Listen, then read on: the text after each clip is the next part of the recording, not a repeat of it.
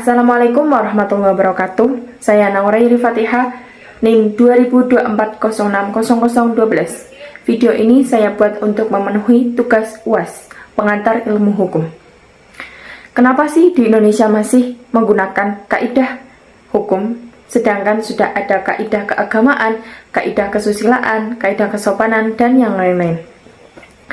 Ya, karena pada dasarnya kaidah hukum itu merupakan aturan yang dibuat dan disetujui oleh pemerintah. Maka dari itu masih digunakannya kaidah hukum meskipun sudah ada kaidah keagamaan, kaidah kesusilaan, kaidah kesopanan, dan yang lain-lain. Karena jika hanya berdasarkan kepada kaidah keagamaan itu kurang atau akibatnya itu nanti tinggi, dimana jika kita tidak menggunakan kaidah hukum, nanti jika ada pelanggaran-pelanggaran itu cuma dikasih sanksi sosial dan hanya dikucilkan saja. Berbeda dengan ketika adanya kaidah hukum, karena di kaidah hukum itu sudah tertera peraturan di undang-undang, terdapat konsekuensi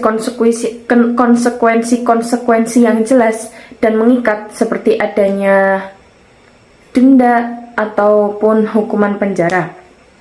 Jadi orang juga kalau mau melakukan sesuatu itu juga mikir-mikir, juga mau nggak mau juga harus patuh gitu. Meskipun ya sekarang masih diperlakukannya kaidah hukum pun masih saja banyak orang yang melanggar, apalagi saat tidak adanya kaidah hukum. Apakah di Indonesia bisa menerapkan sistem peradilan juri? Jawabannya bisa. Namun untuk saat ini di Indonesia masih menggunakan sistem hukum civil law, yang dimana sistem hukum civil law ini merupakan warisan dari pemerintah kolonial Belanda. Adapun sistem peradilan juri ini ada kelebihan dan kekurangan tentunya. Yang sebagaimana yang kita ketahui, kelebihannya itu ada keputusan yang diambil itu dari pendapat-pendapat masyarakat, karena yang menilai itu warga biasa. Jadi mungkin bisa lebih adil, mencerminkan rasa keadilannya itu lebih tinggi karena kita mengambil dari masyarakat-masyarakat yang biasa. Adapun kekurangannya yaitu juri mungkin tidak semua memahami hukum secara mendalam, dan itu bisa menyebabkan terpengaruhnya emosi atau opini dari publik, serta dibutuhkannya biaya dan waktu yang lebih panjang. Dan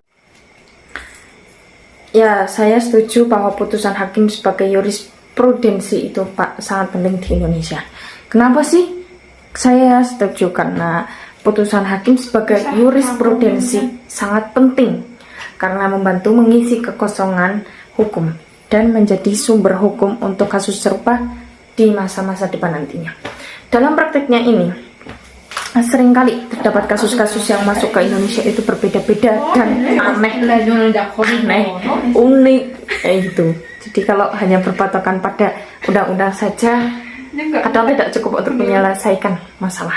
Karena terkadang kita belum mendapatkan, contohnya kita belum mendapatkan pelanggaran itu, tapi kita juga belum menerapkan.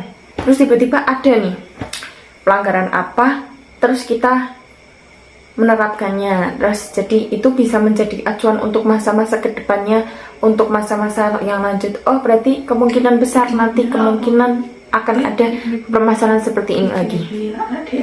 Peran penafsiran hukum sangatlah vital karena pada dasarnya undang-undang tidak mungkin mengatur semuanya itu secara detail. Hakim perlu menafsirkan untuk menerapkan hukum sesuai keadilan dan perkembangan dari masyarakat. Penafsiran ini juga membantu hukum tetap relevan dengan perubahannya zaman. Peran hakim dalam menafsirkan hukum itu seperti jembatan antara aturan tertulis dengan keadilan yang diharapkan oleh masyarakat. Kadang ada yang kasus yang belum diatur, disinilah hakim perlu bijak dalam memutuskannya. Penafsiran hukum itu juga dilakukan secara komprehensif, logis, dan berdasarkan kasus yang serupa. Hasil penafsiran hukum juga harus dapat diterima oleh logika dari seluruh pemangku kepentingan. Terima kasih. Sekian dari saya, kurang lebihnya mohon maaf. Wassalamualaikum warahmatullahi wabarakatuh.